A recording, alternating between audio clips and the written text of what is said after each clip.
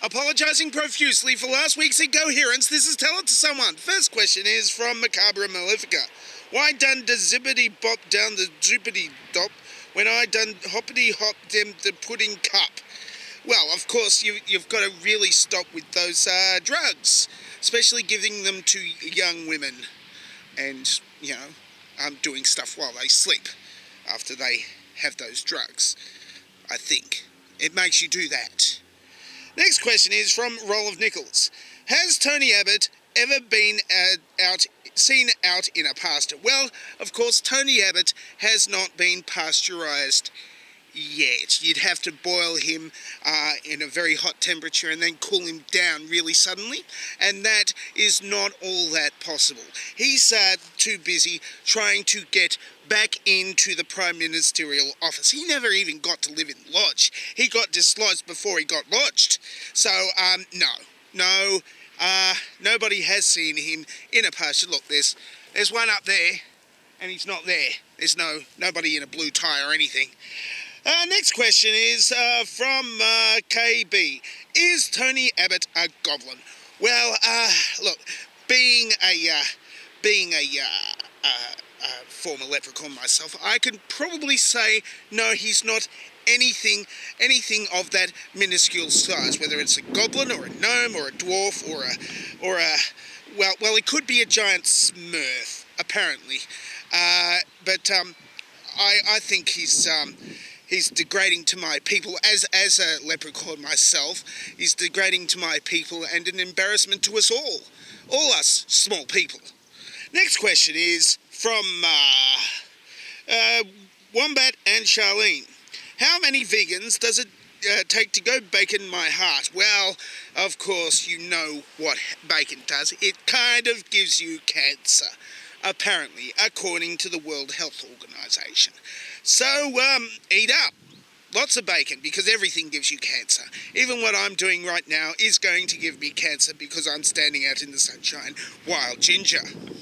Next question is from Boss Haas.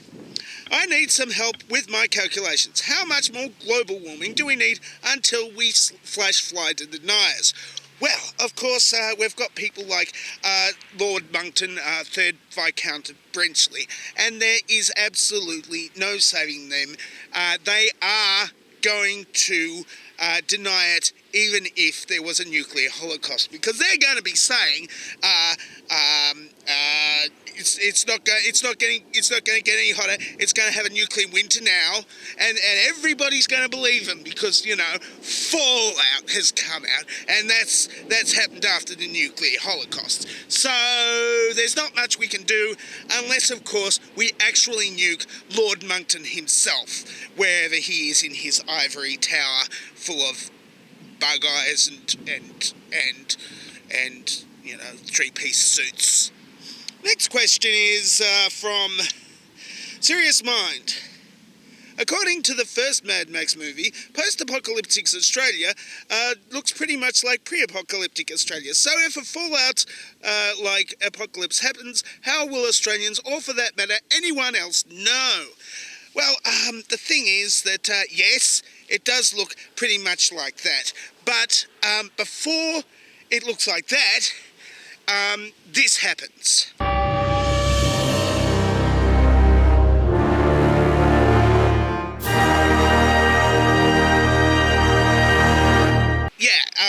That kind of happens in between that time and the time before that happens.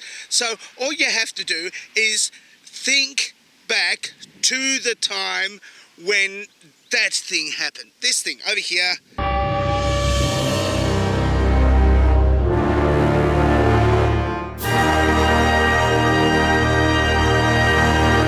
So, if you can't remember that happening, it's either been so long ago that nobody remembers it, or it hasn't happened yet. And then you can just go check all the cars. If all the cars have spiky things on it and have like guitar guys like on top of the biggest truck, and they've got big spiky things and industrial chainsaws on them, then yes, the apocalypse has already happened.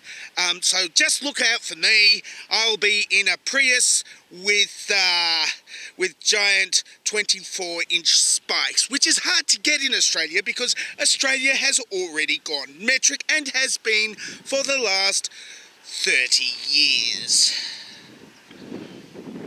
I don't know how I got to that bit from here. That's it for Tell Someone for this week. If you would like to ask me a question, then ask a question down in the underpants place. I am wearing underpants, in case you asked last week. And here is the dovetail question right now.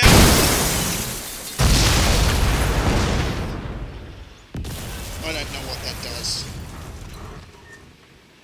I'm dangerously talented and I don't have a cool sign off.